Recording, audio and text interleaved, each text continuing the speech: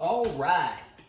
Welcome to the second shallow dive where I mentioned it in the first one. I had recently watched the Netflix anime, The Great Pretender. Didn't talk about that. Oh, he's over here. Might as well show him. Didn't talk about that because of our Puggy story. But while it's still kind of fresh in my memory, figured I should probably throw a little review down on it while we make a simple drink called a Caribeño. But it does require flash blending, which I've never done before, but I mean, it's just pulsing it in a blender a couple times, but all we have is this Ninja, which has always been allowed, but now, like, it's a little older and it really sounds like it's, like, building up pressure to fucking explode, so, sorry if that's gonna be really shitty to listen to, but hey, let's just get right on into it.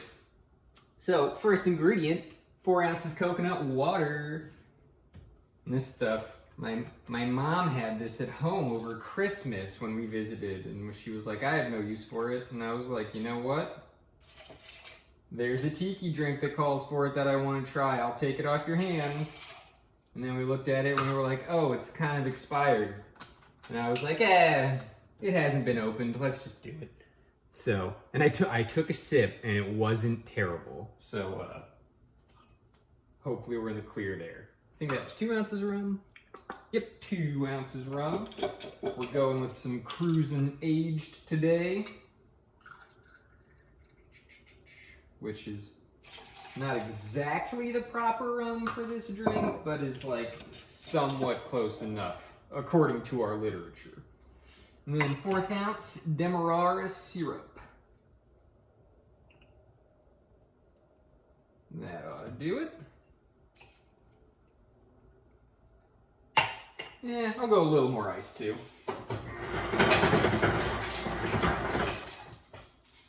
Okay.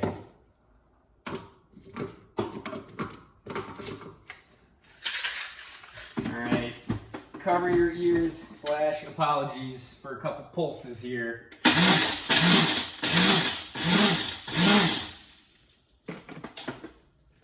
Alright. Ooh, nice creamy color there. It's fizzing.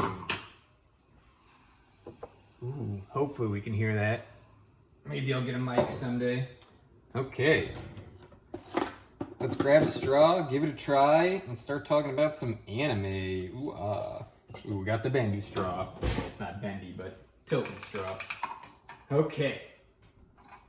Super simple. Let's see what we got.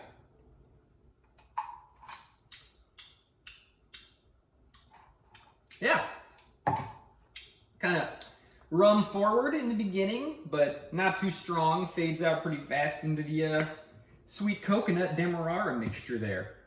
Good, but like, I don't know, not really totally my thing. I wouldn't like, I mean, it's slammable, but I wouldn't like slam them. I wouldn't be like, yeah, keep them Caribeños coming. I'm getting fucked up tonight.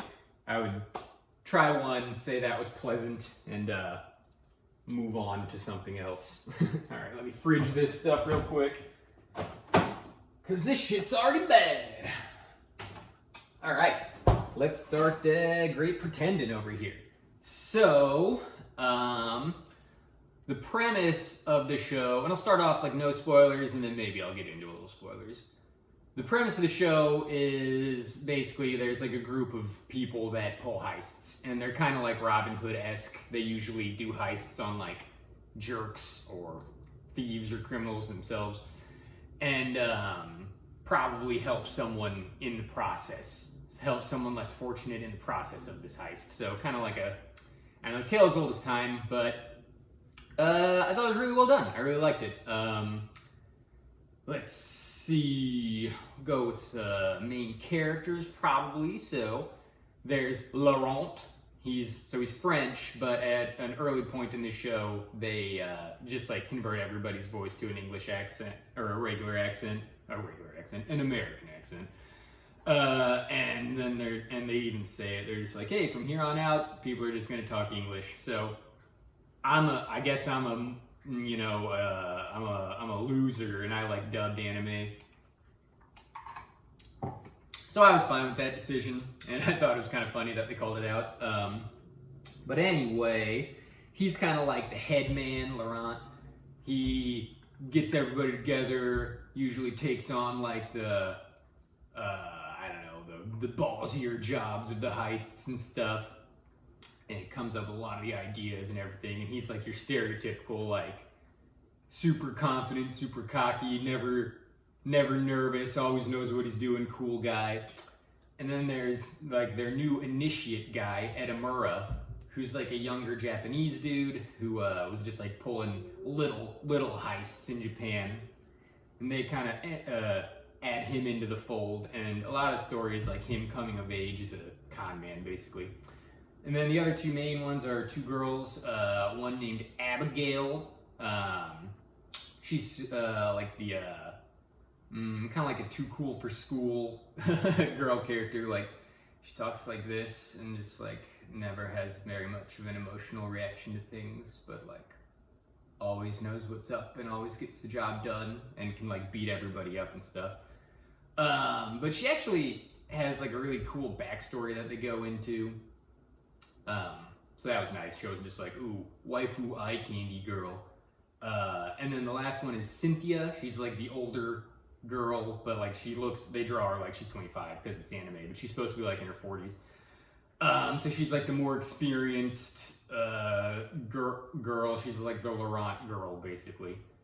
And yeah, I don't know. I liked them all. They all worked really well together. Their relationships were really cool. Friends, all just friendships. There's not really much romance or anything.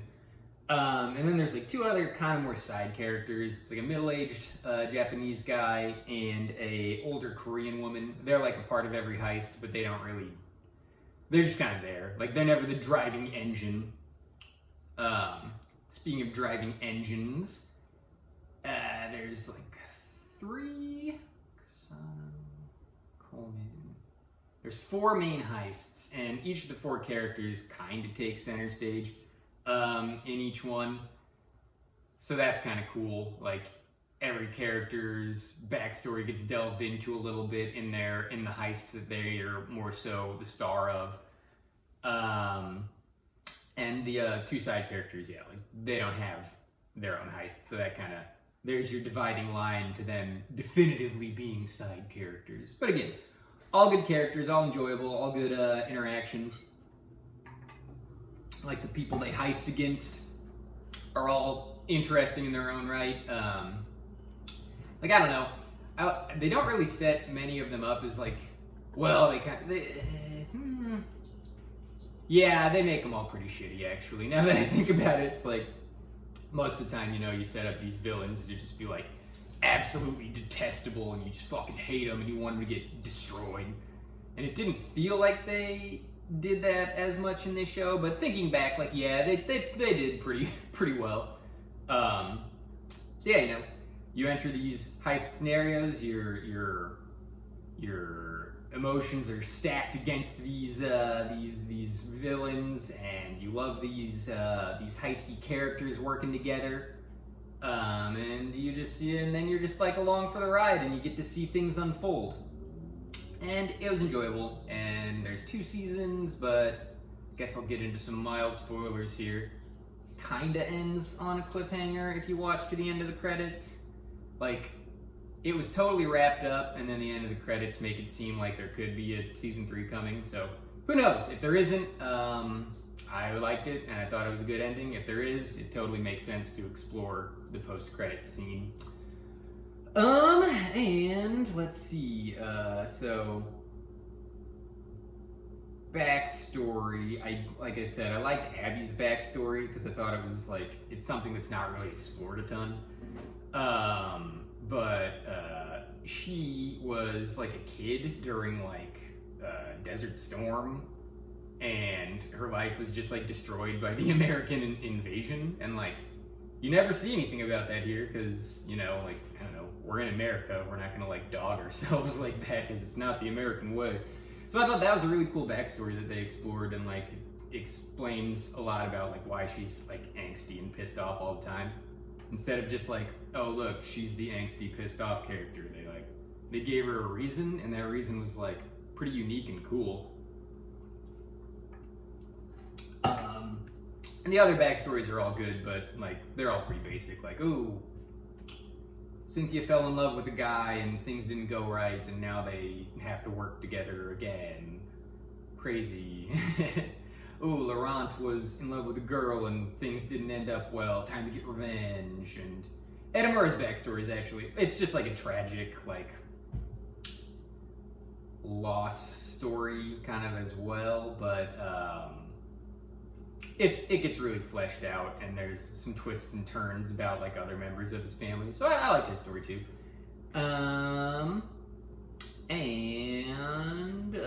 Like overarching thing of the show that I thought, like, I mean, it was fine. Every show's kind of predictable nowadays, but one thing that got like really predictable was like anytime there's like a big crazy event that happens, like, whoa, that guy just fucking shot that guy, no way. Like, you know it's fake. Like, you know it's part of the heist. Like, it happens once in the beginning and you're like, whoa, what happened?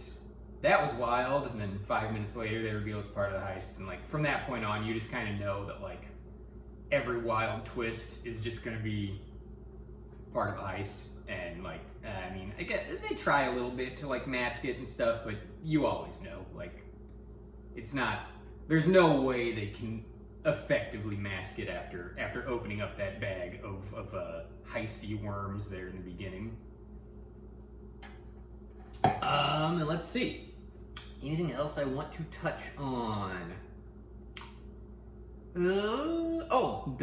Music and art. That's a big part of any show, especially anime.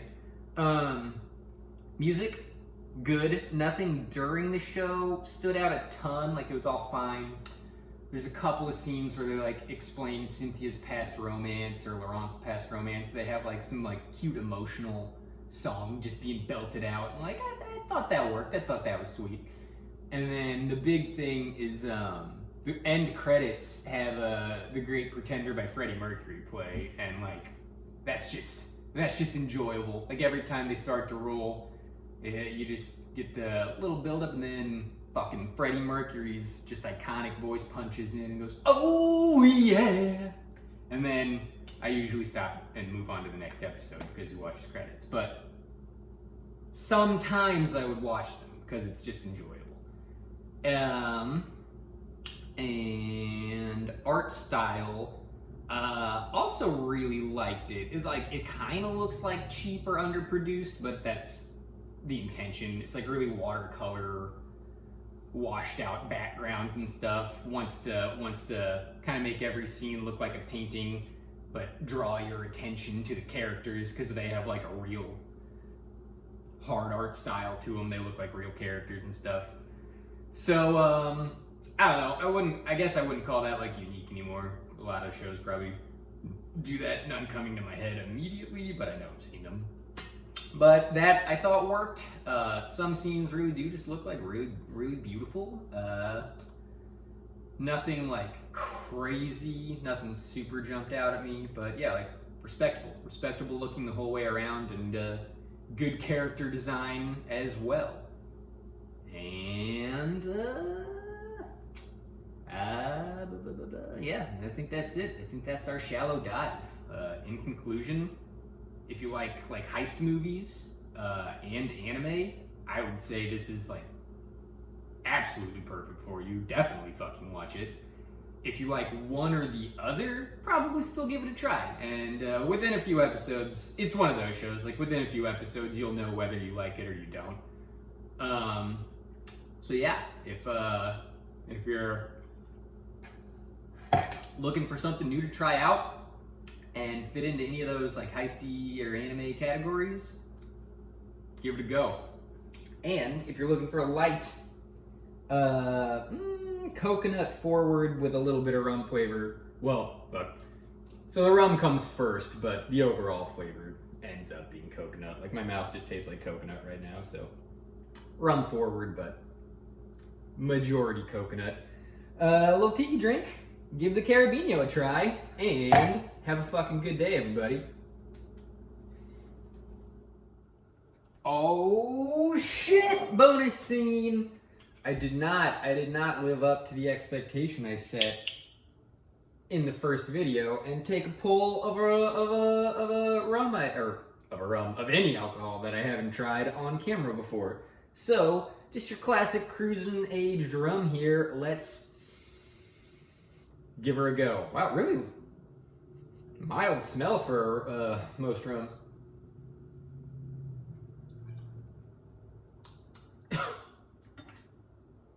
Yeah.